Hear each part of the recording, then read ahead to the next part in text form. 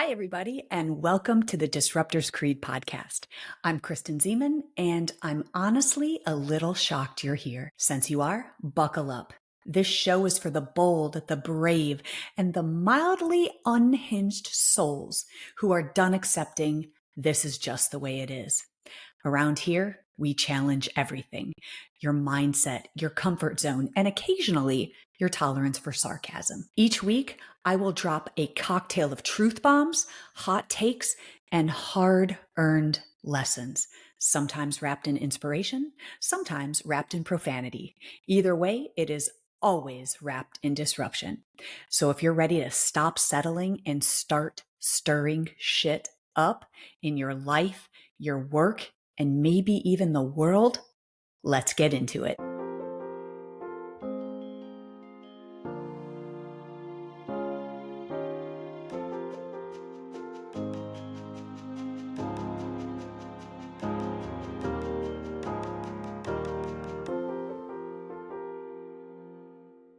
Today's guest is a walking, breathing disruption of everything that we have been taught about women's health, fitness, and body image. Erica didn't just tweak the rules, she obliterated them. After spending years trapped in the cycle of extreme dieting and overtraining, she realized something profound: that the system was built to keep us stuck, and she refused to play that game any longer. Through her revolutionary Eat More, Weigh Less method, Erica is giving women permission to level up by fueling their bodies, lifting heavier, living fuller, and to stop apologizing for taking up space. She's not just changing the way women eat and move, she's changing the way we think about our worth. This conversation isn't just about macros and muscle, although we're going to talk about that. It is about reclaiming your power, rewriting your story, and disrupting every outdated belief that ever told you had to be smaller to be worthy. Level up, Erica. Welcome to the Disruptors Creed podcast. Thank you. What an intro. I appreciate it. Yeah, I've been working on it for a really long time. Yeah, I'm really proud of that intro. I feel like I need some intro music. I know, right? Like a walk-on song. Yeah. This girl is on fire. Something like that. Yeah,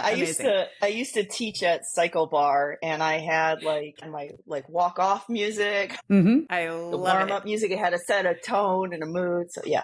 Anyway, all right, I'll take that into consideration. I'm going to start asking for walk-on songs, but yeah.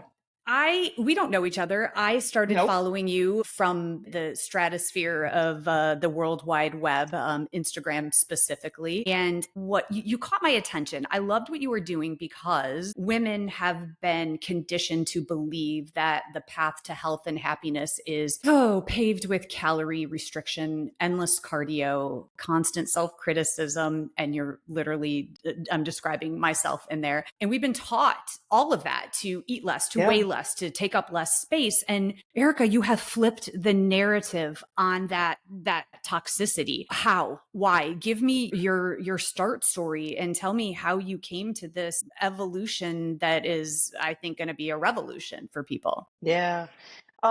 You know what? It fuses my personal life and my fitness life, if you will. But from the fitness perspective, if I start there, it's years, decades of dieting. I grew up, I was a tomboy, big time tomboy, big into sports, athlete. But in my teenage years in high school, I was never heavy, and that's kind of part of my story. I was never way overweight, but just enough to feel uncomfortable, and not I always say, I never felt comfortable in a bathing suit my entire life until my 40s. And so I spent, in college, my 20s and 30s, basically I spent doing every diet possible. You diet and or fitness program, whatever, P90X, keto, all of them, Whole30, Body for Life. I'm just naming a few. The Special K diet. Spent a lot of time doing those diets, and I would get results, right? And then I'd stop. And I'd get results, and then I'd stop. And it was this back and forth, the typical story of women. I'm 48, women in our 40s and 50s, especially 60s and beyond. We've been known to just yo-yo, and we're also always been chasing this I need to be skinny look, right? And it was really in my days. There was a couple things that happened that kind of helped me flip the switch, if you will. Number one, again, was like mid 30s. I'm a mom of 2 kids. I'm married to my husband. And I remember I couldn't get off the couch. My back Mm-hmm. hurt so bad. And I was told, basically for me, it's anatomical. They told me someday you're going to need surgery when you can't feel your feet. I remember this quote from a doctor. When you can't Yeah. feel your feet, come and talk to us and we'll do some surgery. I'm like, whoa, Yeah. that's not good. It's a point of So, no return. Right. yeah, Yeah. no, that's not cool, man. So they did put me through some physical therapy, right? So I started physical therapy, and the physical therapist, I just remember really like talking about and promoting core health, right? And so I'm like, okay, I got to start working on this. And I did, and I didn't. Like, so this is like mid 30s, but it was like 39 when I'm, of course, like the typical woman facing her 40s. And I remember just thinking, like, now or never. Like, I have always wanted this athletic body. And it was also Mm-hmm. this point where you're starting, like, I think it's like when we get older, you're kind of like, whatever to everybody else. I was chasing the skinny girl look Mm-hmm. for a long time. But then it was at that point where I'm like, I knew at that point, after, being a seasoned fitness person, that Mm-hmm.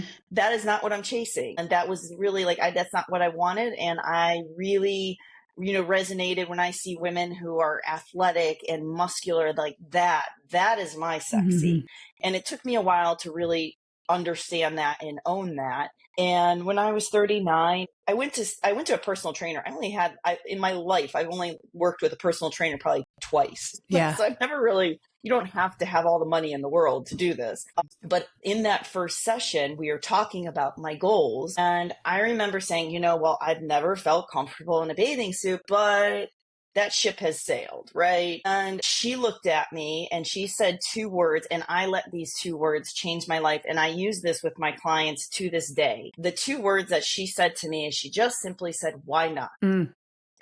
Now let like sink in, Yeah. right? Mm-hmm. So some people, they'll just like hear that and they'll just keep going. And they'll say, well, because I'm da da da da da. And they'll make up every other reason, like not to hear it, not to listen to it, just to like let it go in one ear and out the other, right? Yeah. But for whatever reason, that day, I really reflected on those 2 words. And I Mm-hmm. took those 2 words and I let them flip my switch, so to speak. And Mm-hmm. it became from that day, like, why not? Right. Why not? Why not wear a bikini and rock it when you're 48 years old? Why not like go deadlift 250 pounds? Why not go crazy and I used to call them fitcations, which I will bring this back sometime, where I'd go for 3 days in New York City. I've done also Chicago, and it was my Ironman where I do Yeah. 12 to 16 workouts, just trying different studio workouts, and just working I became like fitness Erica. We'll just Sure. call that. That Mm-hmm. was like, I don't know, we call it like the maybe 3 of Erica in my lifetime. That was Okay. fitness Erica. And I Right. was like obsessed, and I was working out, cardio. That's when I started working at cycle bars. So I was teaching indoor cycling, which was a passion for me. Then I'm also lifting heavy shit. Am I allowed to swear? Not sure, Yes. but we're just So going to much go with it. swearing. Yes. Mm-hmm. So I Supported. started really getting into lifting and enjoying it. And I did a couple different things, but I mostly did like group fitness type workouts, but barbell, kettlebell, dumbbells, stuff like that I found in my community that really resonated with me. And I enjoyed the communities and stuff. But the problem was in those early years was I was getting injured a lot. And back then, I wasn't tracking macros. I knew nothing about macros. I knew about tracking calories, and I was eating clean. So I was eating really, really clean, very restrictive, not like trying to eliminate all processed foods, all that, stick with whole foods and lean proteins and stuff like that. But my weight was like, it would come down and I would get really fit, but then it would go back up. So the Mm-hmm. sustainability just wasn't there. And plus I was getting injured. And for me to lose weight when I had gained weight, because it doesn't matter, like you can eat the healthiest food in the world, but if you're eating too much, you're still eating too much. So Yeah. you have to like understand the balance there. But I was getting injured a lot too.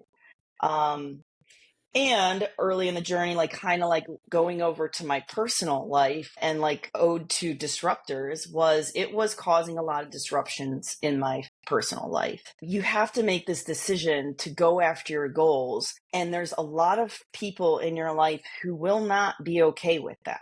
Mm-hmm. Whether it's you taking time away from them or them just not understanding that this change is happening. I mean, like one of the frequent things I work with women is just even people making their comments, right? You go out to Mm-hmm. dinner and you're the one ordering healthy food, or you Mm-hmm. don't want to have the third glass of wine and they have to shame you, shame you, shame you.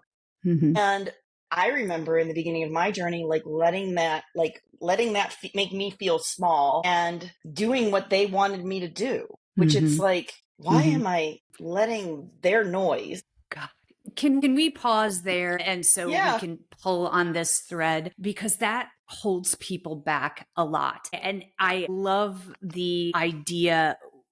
This is what I typically say is just because people are in your circle does not mean they're in your corner. And Right. you find out that the Yes. problem with that is you don't know until something good happens to you or you try to make a change Bad. in your life for the better. And now, and I think you could probably attest to this too. It's like we get to a level at this point where I am out of fucks to give, right? I don't Yeah. care what comment you make, but gosh, when we're a little more tender, not quite, baked full of Yeah. confidence, then we let those little things get to We us. Like, oh, let you're them. not drinking? Like, what's the matter with you? Or, oh, you're not going to be fun anymore if you're giving up alcohol, or Yeah. really you're going to get some steamed vegetables. Why don't you just live a little? It's Yeah. those little things that make you shrivel back up and Yes. go back inside of yourself. So I just think that's really worth mentioning. People let it glaze over them, the little comments. And that's where I really want people to disrupt their lives is by Yeah. looking at the people who are in their lives and are they supportive or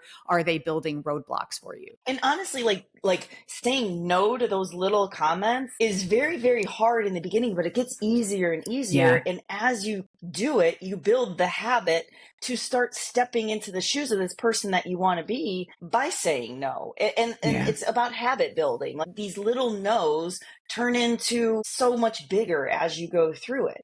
Like we used to be the party house.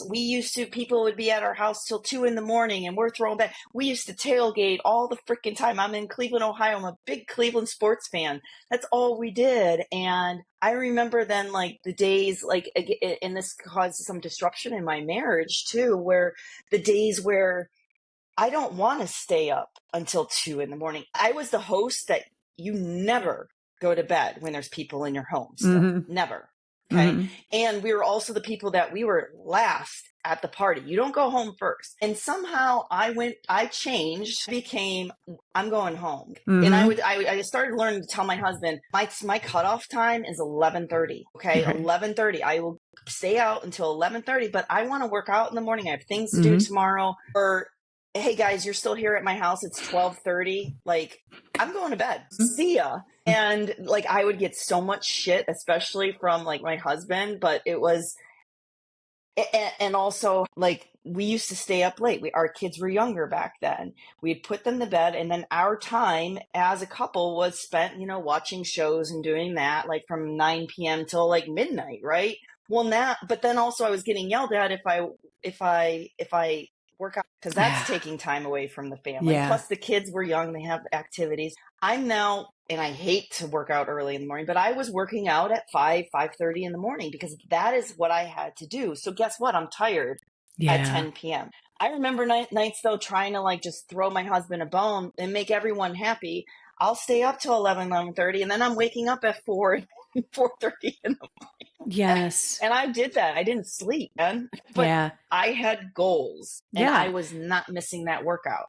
Right. And it sounds like, yeah, putting everyone in front of you and, sacrificing your well-being, AKA exhaustion to get it done. So kudos to you for still getting it done. But a lot of people would just give up and go, it's just not worth it. Yeah. I can't check all Right. these boxes, Right. So that it's just so fascinating to me, the journey that you become, the journey of becoming, where you Yeah. finally step up and say, this is what I want to do. And I just really really do feel like youth is wasted on the young, because I would love to have the Yeah. attitude that I have now, that that I'd Yeah. love to have had it back then, because I retired from the Chicago area. I moved to Naples, Florida. Everyone here eats dinner at 4:30 and goes to bed at 9:30, and I'm the happiest I have ever been in my life. It's absolutely amazing. I've assimilated so well. But back to, I want to tell you precisely about why, and it's sharing a little bit of my story. And you mentioned something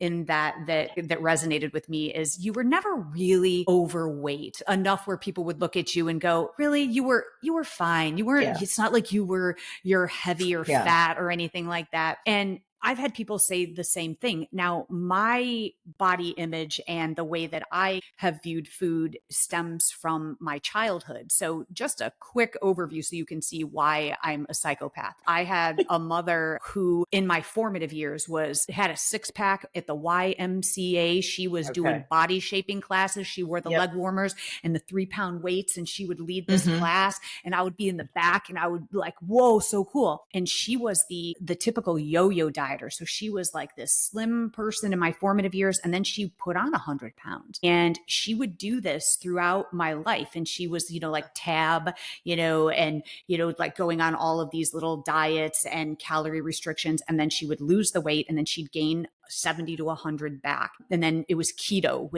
and I watched her do this throughout my life. And she died at the tender age of 70, not too long ago. And on her death certificate, it says cause of death, morbid obesity. And I look at that death certificate and I cry. And my whole life has been spent trying to not become obese like she was in those years. So I went, like, you ask my kids and they're pretty hilarious about it now. They're like, oh my God, all of your diets. Like, we went on the Nutrisystem. You mentioned all of them, Mm-hmm. the Body for Life. We went keto. We did all of these things. And I know that we've screwed them up in some ways because I was screwed up because of it. When I retired just 3 years ago, I started intermittent fasting, and that actually worked for me. I was like, all right, cool. Don't eat till 11. Don't eat after 7. It was a way to maintain. But then when you age, all of the studies and the science say, you actually need to eat first thing in the morning. We, especially women. And then I started getting into CrossFit and lifting and, all of that stuff. So I tell you that because when I ran across your Instagram feed, and I'm still a slave to the scale. Still, I mean, my life is measured by those numbers where I feel bad about myself if it's too much. And again, I've never been like just obese or heavy, but I have this, I'm just so messed up. So then I see you on my Instagram feed and you're like, I eat 2,000 calories a day and you're lean. And I'm just like, what are you talking about? It's literally the antithesis of all of the restrictions that I found myself doing and still really fight to this day. So I want you to talk a little bit about that. Is I'm sure because you sound a little bit like, we have a lot of the same background where the calorie restriction and things like that. So I would be like afraid, to go, all right, cool. I'm just going to try to do this macro thing and just eat all of the calories because, like I'm afraid to take a creatine because I'm afraid I'm going to get like, put on weight, and get puffy. Like that's how messed up it is for me. But it's good. It's like yes, water filling your muscles and they make it look bigger. That's what I mean. So take it away. bad. Like that's I just want you to know my level of psychosis so you know who you're dealing with here. So treat me as a client. How did you figure it out? I remember going to the rec here in town every single day and getting on an elliptical and like watching my watch, the calories or the Fitbit or whatever. I'd be like, oh yes, like gotta keep going. I remember doing that like every day. That's all I did. And 1,200 calories. I mentioned that, like, that's what was driving me crazy. And how I started, it started with tracking macros. It started with me hiring my coach, who is still my coach to this day. And actually she's now my business coach as well. Everything's just kind of intermingled, but this girl, and I knew her, we knew each other from Cycle Bar, actually. She would go on Instagram back in the days and she used to and she's a bodybuilder and power lifter, right?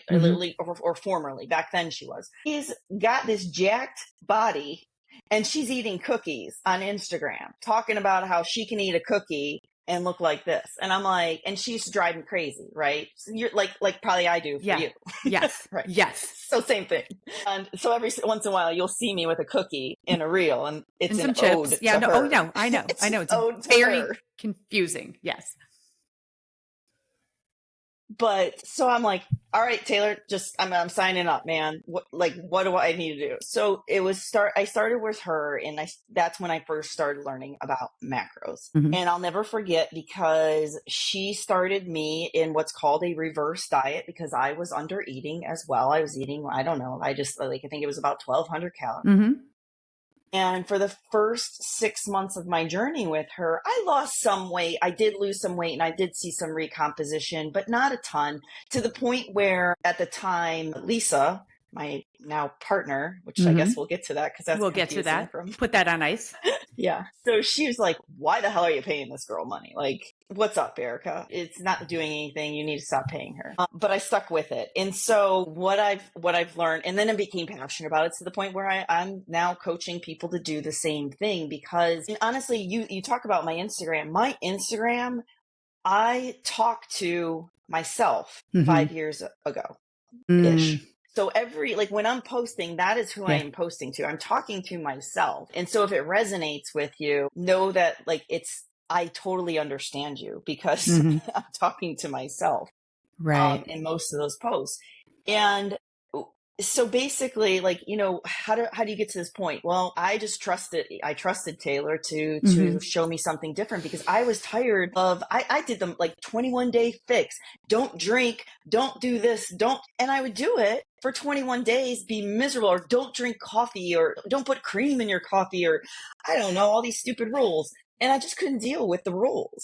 Yeah. And it just wasn't working for me. And so learning about macros allows what we like to call like flexible dieting, where you can really eat anything you want but you have boundaries, right? And that's what the macros are there for. You have these targets of macros to have boundaries. Back in the day, they used to say, if it fits your macros, you could eat it. I'm not like that. I'm an 80-20 girl. Big with the 80-20 rule with my clients. 80% of the time, I want you eating healthy food, whole food, try to get unprocessed food. But you know what? 20% of the time, life happens. Yeah. You need to have some cake every once in a while. You need to have some wine. You need to go out with your girlfriends. You need to go to parties and events and be able to get through it without coming home and feeling shame, right? Like, I'm done with feeling shame the next day, waking up and being like, what did I do? Then spending 2-3 weeks to try to undo it all. And here's the deal. Most women, for the typical woman, they're eating low calories. They're eating 1,200 calories. Your body is a beautiful thing. Your body learns to adapt to whatever situation it's in to keep you alive and thriving as best it can. Okay. And so in the case of low calories, your body goes into a place of fight or flight, essentially. Like, everyone kind of understands fight or flight. So if you think of it that way, your body is reacting to low calories, and especially if your calories are below your BMR, your basal metabolic rate, which it's so interesting, because in my program, Eat More, Weigh Less, we're actually in week 2 of this recent cohort, and everyone's learning their BMR. And there's a lot of folks who are realizing that they're eating below their BMR. So BMR, what is it? It's just the basic amount of calories that your body needs to keep the lights on. For your heart to beat, your brain to function, lungs to move. It has nothing to do with me like lifting my arms, walking, doing anything like that. It's just basic functioning. And all of ours are different. We have all. And all of ours are different. Okay. There's easy calculators. You can go online. BMR-net, I think, is one. But you can look it up. It's based on your height, your age, and your weight, right? You can look it up, and you can kind of get a good idea of what your BMR is. Like, so for example, yours is probably 1,300-ish calories. So if you're eating below that, like, that's a stressful situation for your body. But meanwhile, your body has learned that Kristen's not going to, like, she's just going to eat 1,200 calories every day. And so what does it do? It downregulates. It becomes more efficient, learns to work with what you're giving it. Okay. So when it starts to do that, it starts slowing down. It starts burning less and less calories. You don't want your body to be efficient with calories. You want it to be like burning and just blowing out the calories, right? Efficiency is not a good thing in this situation. And so eating less and less and less, especially for decades and decades and decades, and the dieting and ups and downs of dieting and not dieting, you've taught your body to live in this chaos world where it doesn't know what to expect from you. And so it's going to expect the very worst from you, which is low calories. So in the instance of, so why do I go for a weekend, my weekend warriors who love to overeat on the weekend, and then you come back and you gain a whole bunch of weight? Why is that happening? Why that's happening is because your body sees all that extra calories and it's like, oh my God, Erica just fed me a whole bunch of calories this weekend. I'm going to hold on to them with dear life because I don't know what's going to happen on Monday. She might starve me to death again. So I got to hold on to them. I got to store them away for the future versus getting your body out of that and getting your body in a place where we call it metabolic flexibility, where it's used to burning more and it trusts you to feed it. It sees those my body, like now that years later, it sees those extra calories and it burns right through them because it knows it doesn't think I'm going to starve it to death on Monday. So one question. So then, okay, I understand conceptually that we're starving our bodies. That makes sense. So then, okay, right. So add more How do we calories. do All right. this? So if I know that my basic metabolic rate is, let's say 1300, and then that's just to breathe, all of the the system to work. So I understand increasing calories still terrifies me. Then why macros? So I know what macros are. I get it. They're the breakdown of carbs and protein. I get exactly what it is. Why focus on macros and not just say, just increase your calories by 1,000? Is it just because you want more protein and that's what we're going for? So explain that to me like I'm 5. There's a number of reasons. So you could do this by just tracking calories, right? And basically what you're doing to add more calories, it's a very methodical and strategic thing, a reverse diet, as we call it. It's adding in, and I'll just explain this first, and then I'll go back to that. It's adding in 50 to 100 calories, let it sit there for a week or two, but every day you need to consistently, let's say you're at 1,200. Now you need to consistently eat 1,300 calories every day. So this is where tracking comes into play. We want to hit that 1,300 calories every damn day because we're rebuilding trust with our metabolism. We want our metabolism to believe that it's going to get 1,300 calories every damn day, and it will start burning 1,300 calories every day. And so you keep doing that strategically, methodically on your way up versus and this is where you got to get out of like the ups and downs of a 1,200 calorie day, a 2,000 calorie day, all over the place, and just eat consistently to restore your metabolism, build it back up, build the trust up. I always say that you are in a relationship with your metabolism, okay? Think about a relationship. When you've broken trust in a relationship, you need to do 2 things to fix it. Number 1 is you need to show up for that. Like if it's a person, you need to show up for that person consistently every day for them to get you to trust you again. So that's the calories. Every day you need to show up. Even if you're 1,000 calories, it's 9 p.m. at night, you need to get to 1,300. You need to go eat 300 calories. Okay. Scary, I know. Well, because you're not supposed to eat before you go to bed. So, that's another rule that we've had to follow, right? But that's not, it's actually not. Yeah. Like it's your body's still burning. It doesn't shut off. You're asleep.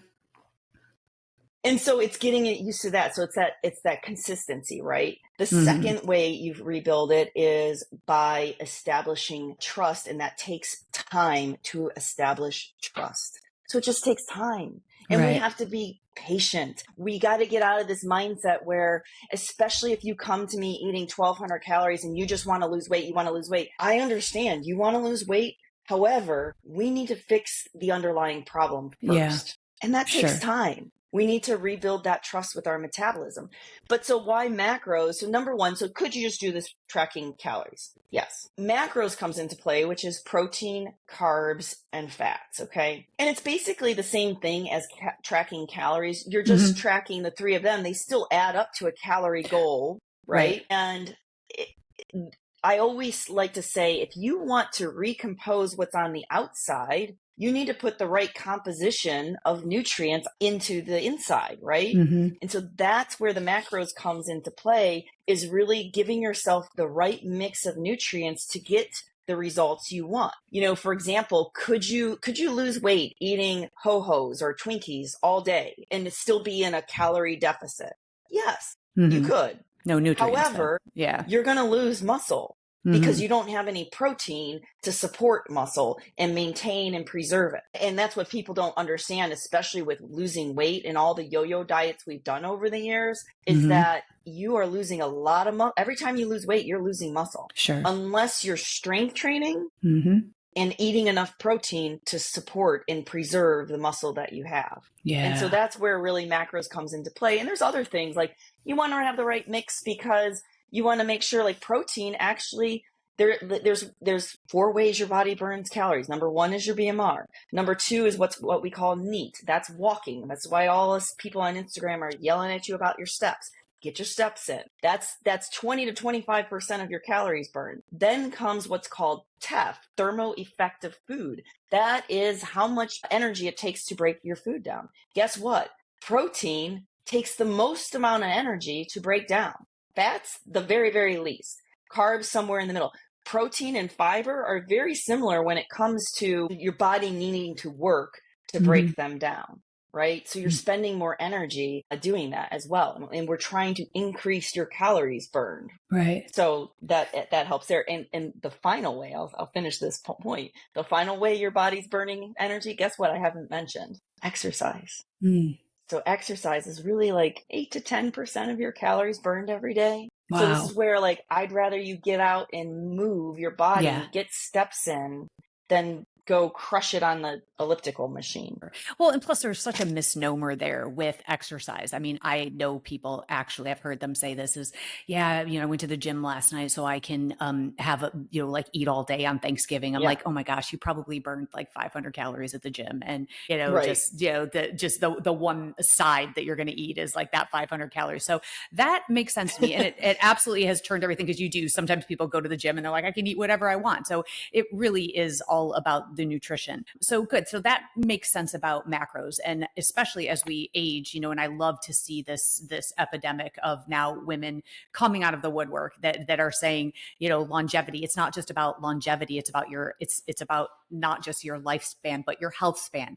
And for me, I travel weekly, and I love going into the airport and onto that airplane. And I love it when a man says, can I help you put your luggage up? And I'm like, no, sir, I've got it. Thank you. And like, that's what I want. I want to be able to thrust that up. And so all of that makes sense. So thank you for breaking that down. So what is the hardest when you first started doing this, when your coach said, listen, Erica, you're doing it all wrong, and I need you to reverse, engineer, reverse diet. How afraid were you? Like, when you were just like, am I going to put on weight? And how long did it take to get convinced, and what was the thing that you had to let go of? Was it just a mindset? And you said, I'm just going to trust the process, but was that as easy as it sounds? No, it's never easy. Some people, when they start off like in a reverse and they're adding calories, some people, their metabolism responds and they start burning more and more, and they actually lose weight by adding calories. It's crazy. Wow. Some people just maintain, some people do gain. For me, I lost a little bit, but then I gain. And then now over the years, when I reverse, there's been several reverses that I end up gaining weight. But the more I've done it, the more cycles I've gone through,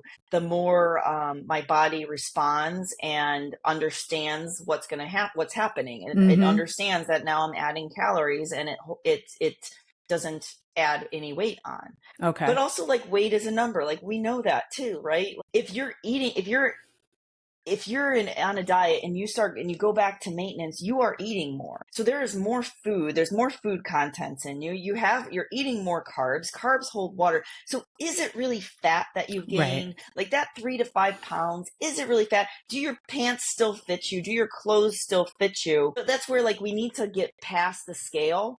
Now, I use the scale. I do ask clients to weigh in every day, ideally, but it's just a number, and it is hard to get past the number. I get lost in the number myself too. But I think actually weighing in more is better for your mind. Why? Because don't look at the daily weight. You look at the average weight. Forget about the daily weight. Okay. And if you were just like to take, like, take an example of someone who weighs in every day of the week, they weigh in 150, but one day they weigh in, it's 155. But what's the average going to be? I don't have fast math, but it's going to be close to 150. Mm-hmm. But if you only weighed in the one day that week and it was the 155 day, now that's going to mess with your mind, right? Absolutely. Yeah. Okay. That's good. That's good to hear. Just the idea. And I like So way that is more. that, yeah, right. No. Like I see where you can use the scale as a tool to basically ease your mind that you are going to fluctuate a little bit. And I think that's where I have to flip the switch in my mind, because I just feel like that 5 pound fluctuation means that I'm on the road to like, I'm just Yeah. like, it's going to go Yeah. to hell, It's and hard. it's, yeah. So, yeah. So what things do you still struggle with? Is this just become now this is second skin to you? And it's like, you've got it. Or are there things where you're just like, oh, I've got to check myself? What is still a challenge that you daily have to overcome? Yeah. So for the most part, yeah, like this is who I am. Like people struggle with tracking. They see it as an annoyance. I see it as an annoyance, but I also see it as a tool that has helped me become me and Mm-hmm. reach my goals and beyond my goals I never even thought of. So that's it's not a it's I have changed I changed my mindset about that. Like it's 15 minutes of my day. I deserve 15 minutes of my day. Now I just came off of, like, speaking of the scale, like I just came off of a surplus of bulk. So my goals aren't like everyone. I'm trying to build muscle. Why not? Mm-hmm. I'm not competing or doing anything. I get that question a lot. I don't do any of that. I don't have time for it, but why not? So Mm-hmm. I just came off of a build, and so the scale popped up for me. Mm-hmm. And it's difficult, but like I actually just, like, for me, I did stop weighing myself for the last couple weeks of it, and whatever. And now I started my cut. Like, so I do this. I'll so I'm in we follow like a season for your diet. You diet, then you're at reverse, and then you spend most of your year at maintenance, like in a good place, in a happy Mm-hmm. place with your body, thriving, building muscle, doing all these wonderful things. And then for me though, I will spend a couple months, I'll go up in calories. And really, why? So I can push it at the gym. I have Mm-hmm. the extra energy. I'm eating a ton of carbs. I was eating like 275 grams of carbs, and building muscle, and the scale goes up, and I do Yeah. struggle with that. But I still, like I said, I still have my coach to this day. I call my coach. I'll like Yeah. leave her a message like, oh, and that's where like we both just decided, just don't weigh yourself. Sure. A cut is coming. You're going to go into a diet. You're going to pull. And I'm at this point where I know that I'll go into a diet and I'm pretty confident, like I will pull it off. And also during that time, I was up, like 13 pounds. My pants still fit, Yeah. Right. right? A So good litmus test. Yeah, I see what you're saying. Oh, that's so interesting. So I assume then that when you sit down, you do one-on-one coaching. Is that what you do for the most part? Or do you do group coaching, like where people can sign up and yes, it started as just one-on-one coaching, and then, and quite honestly, social media blew up for me. mm-hmm. So demand increased, and I had to figure out a way to help more people. And it's funny, the story with that is I had wanted to launch a group program for a long time, but I just couldn't do it because I was stuck. Again, like Mm-hmm. you see what, like everything else, like is there. So you got to, like, you feel like this need to follow the same path. And every other group program, they're telling you you're going to guarantee you're going to lose 5 pounds, X amount of inches. You're going to do this. It's all about weight loss, weight loss, weight loss. And I would look at other people's group programs, and basically it's all like calorie restriction, don't eat this, all the stuff that I don't want to do.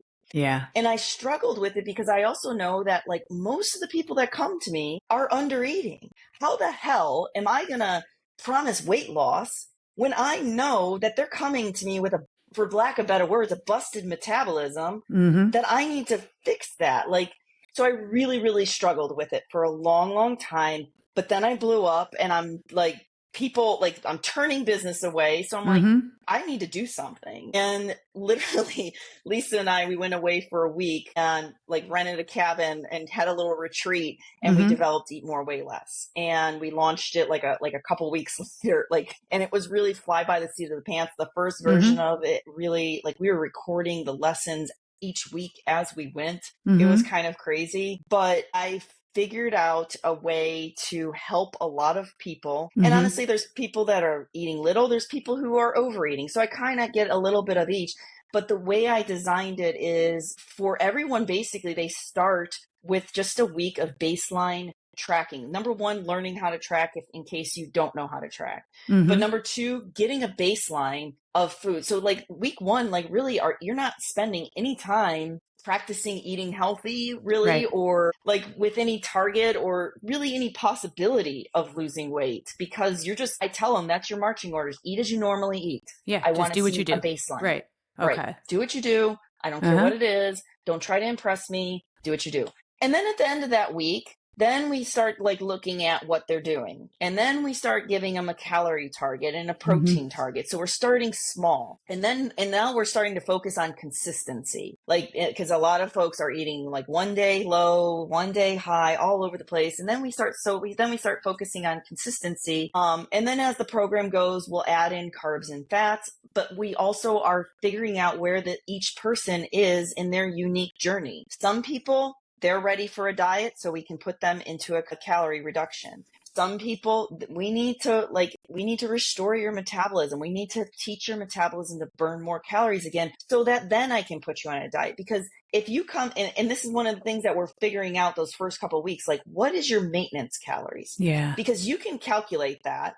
And a lot of these like online calculators, or you'll see coaches, hey, just sign up for my free calculator and I'll tell you exactly what to eat. Or like my MyFitnessPal apps out there, they'll tell you, oh, this is what you need to eat. They're using what's called a calculated maintenance number. Mm-hmm. It's calculated. It's based again on your height, your weight, your activity level, and it'll spit out a number. For you, Mm-hmm. we'll say it's probably 2,000 calories. Mm-hmm. But if you've been eating 1,200 calories and you're maintaining weight at 1,200 calories, 2,000 calories, that's not your maintenance. Right. And so part of Eat More, Weigh Less is learning that whole concept and Mm-hmm. learning where you are at in your Right. unique journey. Because if you're eating 1,200 calories, what am I going to do? Drop them down to 900 calories and eat like a toddler to pull weight off? Like, that's not Right. cool.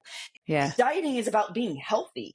So Mm-hmm. why would we do something that's not healthy? No, I need to get you to eat to what you should be able to eat, which is that calculated maintenance, Right. 2,000 calories. We need to retrain, and we need to get you there slowly but surely. And then we put you in a diet. And guess what? Now you're dieting at maybe 1,500 calories, and now you're losing weight.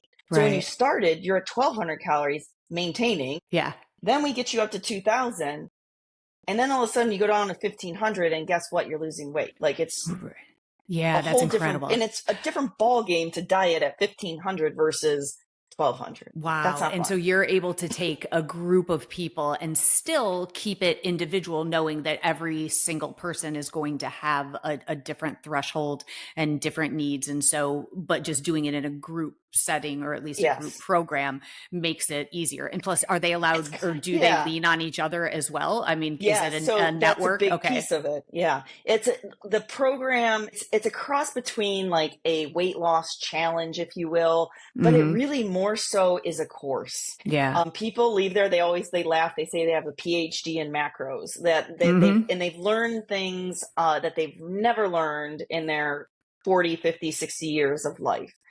And I really appreciate that. But it is like there's coursework basically as Mm-hmm. part of it. There's modules that they go through.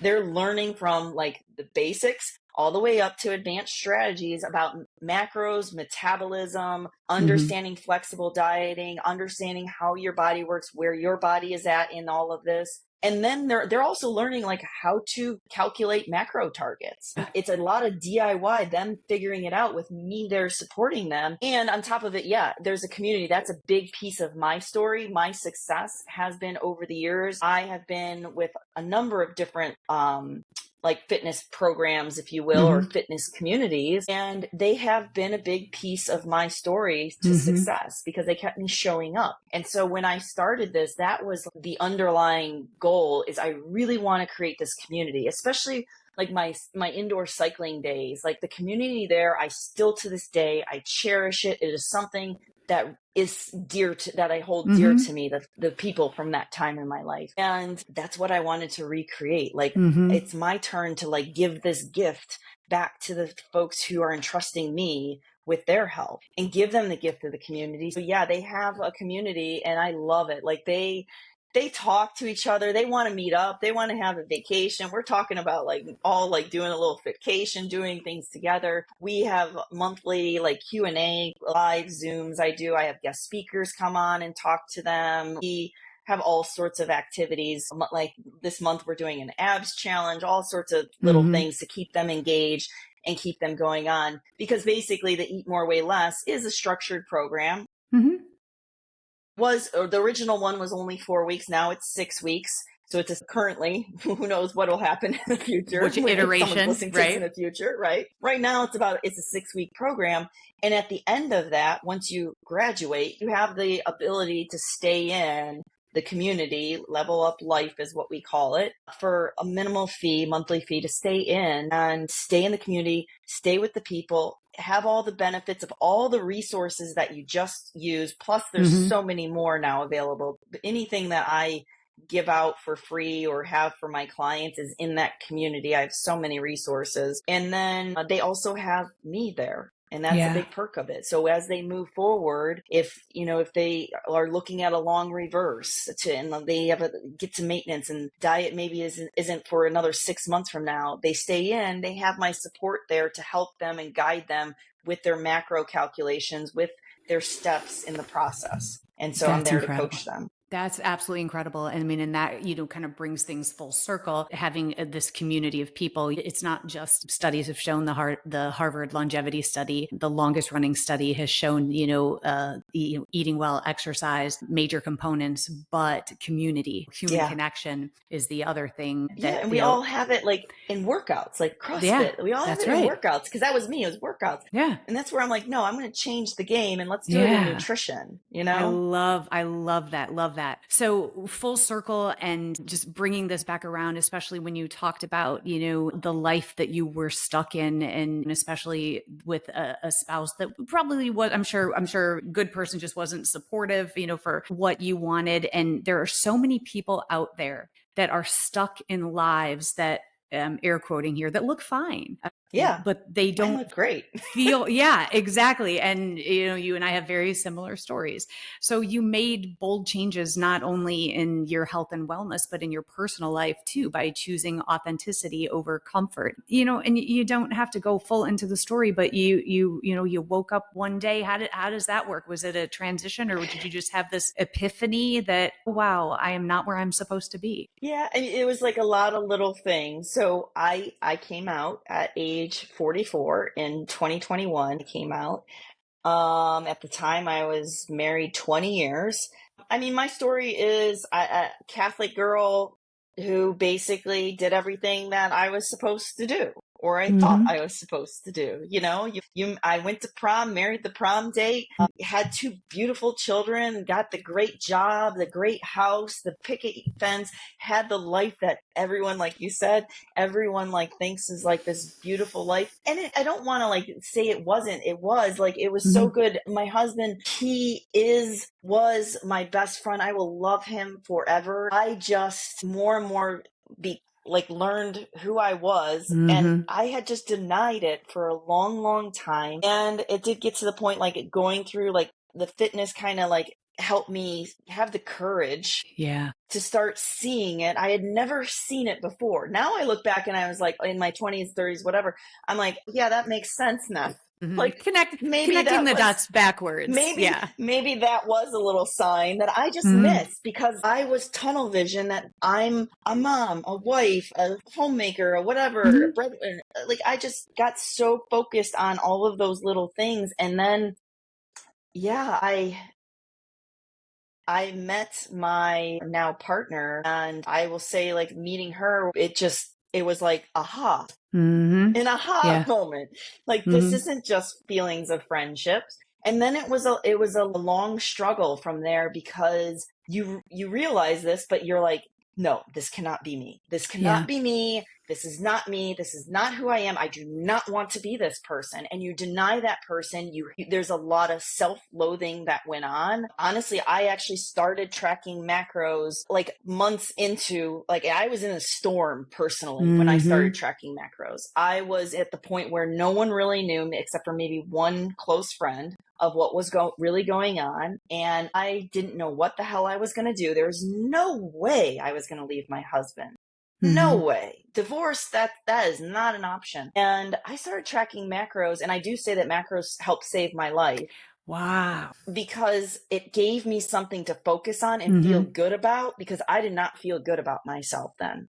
Sure. And a so sense of probably control, right? When it almost feels like everything is out of control and here's this thing. Chaos. Yes. And tracking. And then there's the thing that you control. So I can see how that kept you sane-ish during that time. And honestly, I say this to clients all the time. Like right now, actually, I have several clients who are just really stressed out with life, and they're like, and they want to quit, and they don't have time for this. And I'm like, this is actually the perfect time for this, because life will never be simple. Life is always going to throw you lemons. You've got to figure out how to handle those lemons and still not forgo your goals. Yeah. And so my coming out story, I don't know, like, so finally one day I had the courage. I just realized, like, and it wasn't just about me. It was like, I can't do this to my husband, because there's part of me like, I'm just gonna hold off, wait till my kids graduate college, blah, blah, blah, blah.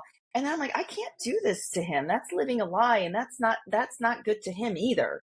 And I honestly don't know how I got the courage to do it. Right. Well, and that's what I was going to say. It's interesting because, from the outside looking in at your story, that courage was built, with the confidence. Confidence is built by the promises you keep to yourself. That's how confidence is built. It's built by the words that you say to yourself and the promises you keep to yourself. And it seems to me that it was that consistent promise to yourself was your not just coming out, but becoming, so that's just, your story, but there are so many people that have the same kind of story. Not that they're going to leave their marriage for, a woman. I'm not suggesting that. They're saying doing that. Yes. I mean, I support it. I give it a double thumbs up, but that's not everyone's story. But on the other side of the story, like happiness, I can't begin to tell you.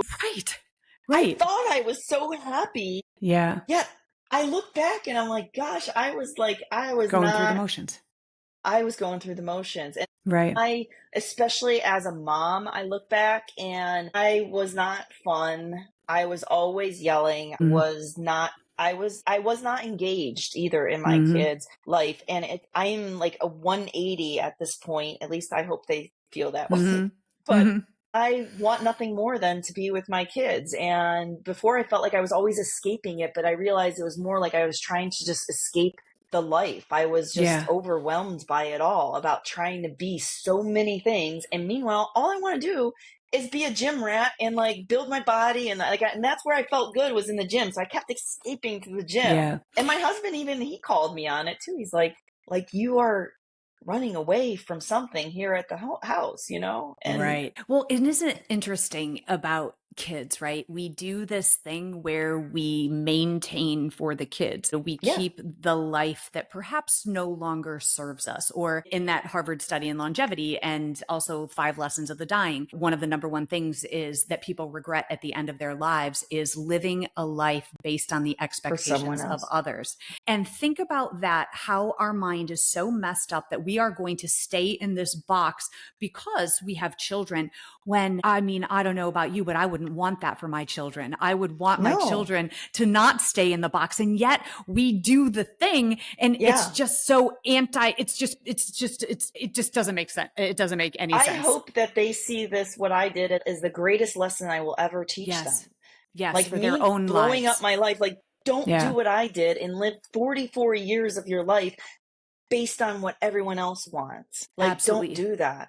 So what would you say to someone who's scared to burn it down and start over, now that you've gone, you have to go through it to get to the other side. Now that you are on the other side and you can look back, as you said, I was a shell of a person. I thought I was happy, but I wasn't. What would you say to people that are like, that was where you were stuck? Yeah, I probably, YOLO, you only live once. Like, why would you waste years of your life. And frankly, like, especially like for me, like I'm getting older. And yes, there's the why not part of me, but I also realize I'm getting older. Like, what am I going to do? Wait until I'm 70 to like live my dreams? No, like this is the time. Like you don't waste time. And honestly, like it's not, in my experience, yes, it's scary. It's going to be the greatest storm that you go through. But I can promise you, like at the end of it, there will be a rainbow. You'll get to the Mhm. other side of the storm and you'll look back and you'll be so happy that you went through the storm. Oh, Don't go around the storm, go straight through it. go through it. That's Just go right. Bring through it the damn on. storm. Bring on the Go rain. through the I love it. storm. Don't tiptoe around it. Just freaking go through it. I And love just, it. own who you are.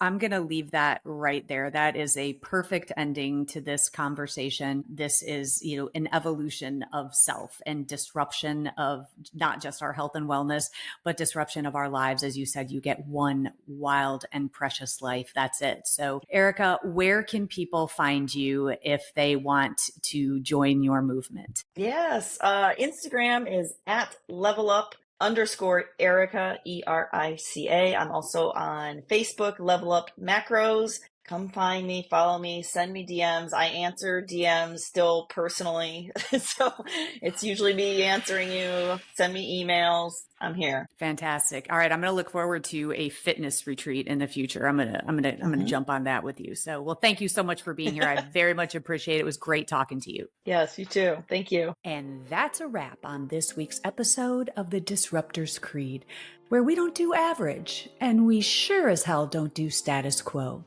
It's produced by me, Kristen Ziman, because I like to be in control of everything. Musical score is by Ethan Reardon and Jake Ziman, because talent runs deep in this gene pool. If you like what you heard, do that thing. Click subscribe, like, follow, or whatever button keeps this chaos flowing into your ears. And if you didn't like it, you probably need it more than you think. Head over to KristenZiman.com and sign up for my weekly brain droppings, where I dump thoughts, disrupt your thinking, and hopefully light a fire under your ass, all conveniently delivered to your inbox every Monday. You're welcome. Now go out there and cause some good trouble. Until next time, keep on disrupting, my fellow disruptors. Onward and upward.